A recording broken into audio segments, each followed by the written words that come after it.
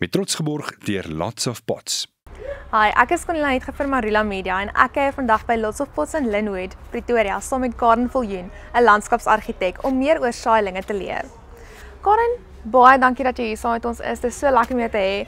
Vertel vir my, wat is die belangrikste ding wat jy in ag moet neem wanneer dit kom by saailinge? So ek sal sê, die eerste ding wat jy moet oordink is, waar wil jy die saailinge plant en ook watter tyd van die jaar dit is. Watter seisoen dit is, want ons kry seisonale saailinge. So hierdie saailinge wat ons nou hier voor ons het, is tipies nou saailinge wat jy in die winter kan plant. So hulle meeste party van hulle blom nou al, maar soos hierdie primulas sal nou eers bietjie in die winter in blom. So as jy nou die saailing kassie het, dan kan jy kyk hierso, hierdie kaartjie, as jy dan nou mooi daarop lees, dan sê hy nou vir jou wat is die baie ingewikkelde naam en dan in watter omgewing hy die beste sal aard. Hierdie is nou semi-skadu en dan ook staan daar hoe groot die plant word. Okay. Dit is belangrik om dit in ag te neem, want jy moet weet hoe moet jy hulle spasieer as jy hulle nou plant. So ek sal voorstel dan nou om nou saailinge te plant. In die koelte kan jy hierdie primulas plant. Hulle maak wit, pink en pers en donker pink blommetjies. As jy meer sonarea het, kan jy gesiggies plant. Of hierdie is so 'n grasangeliertjie en dan die immer gewilde petunias, alles ook en dan in vol son. Nou jy het gesê hierdie is winter saailinge. Beteken dit hierdie gaan al blom in die winter? Ja. Wow, okay, so as jy 'n bietjie kleur in jou tuin wil hê, dan is half hierdie meer waarvoor jy sal gaan. Ja. En as jy nou half meer is dit lente blomtyd vir die primulas. Ja, hulle begin so al so middelwinter begin hierdie al blom. Okay. Ja. So jy kan half al twee kry as jy heel jaar blomme wil hê. Heel winterseisoen, ja. Heel winterseisoen. Okay. Ja. Maar wat ek eers wil vra is, ek sien hierdie saailinge is almal in bakkies. So is die ideaal dat jy jou saadjies sommer net so in jou tuin saai en toemaak, of is die ideaal eerder dat jy so 'n saaibakkie vat en jou saadjies in die bakkie sit, laat hulle groot word en dan plant jy hulle uit? Dit hang af hoe avontuurlustig jy is. En as jy baie tyd het, dan kan jy nou die saadjie roete gaan, maar dit vat maar geduld en ook 'n bietjie kennis.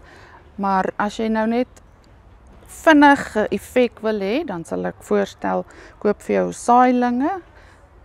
En dan as jy nou vinniger effek, as jy nou hastig is, dan kan jy hierdie koop wat nou al reeds in groter potjies is. Okay. En vertel my van die blomme. Ek sien van hulle hangel so 'n bietjie pap. Hoe versorg jy die blomme op jou saailinge? So jy kan, as jy nou, soos hierdie blommetjie is nou al klaar dood, so om te verseker dat hulle vinniger en meer blom, dan kan jy sommer net hier gaan waar sy stammetjie uitkom en dan breek jy hom sommer net met jou naal af. Hier's nog 'n dooie enetjie. En dan sou jy nou die plantjie wil sterker hê, as jy hom nou klaar geplant het en jy sien, hier kom nou al knoppies uit en jy is nou nie so hastig vir blomme nie, dan help dit maar ook om hom te, ons noem dit, praat dit maar van speen. Dan kan jy hierdie blommetjies ook sommer afbreek, dan word die plantjie bietjie sterker voor hy nou weer blommetjies stoot.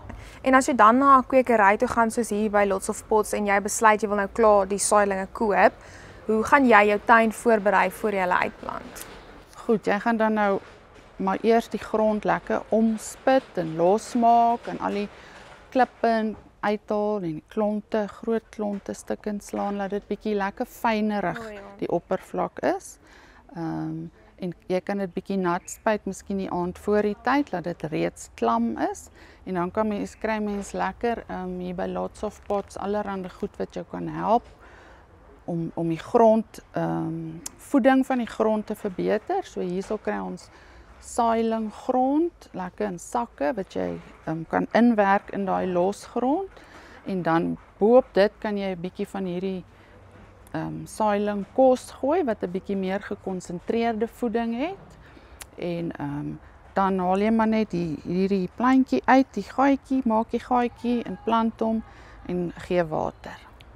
Is saailing kos iets wat jy derentyd moet gee of kan jy dit maar net daai een keer doen as jy hulle plant en dan sal hulle voeding verder uit die grond uit kry?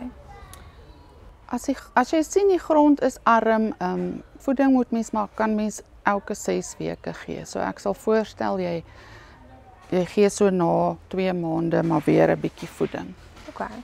En die hoeveelheid water wat jy gaan gee, dit hang natuurlik af van die tipe saailing. Ja, dit hang maar af, maar as jy hulle net niet geplant het, sal ek voorstel dat jy elke dag hulle maar bietjie water gee dat hulle klam bly tot so na so 2 weke tot hulle worteltjies bietjie gestabiliseer het en dan kan jy so elke tweede dag water gee. Ek dink dan die belangrikste vraag wat ek moet vra is, wat is algemene foute wat tuiniers maak met hulle saailinge?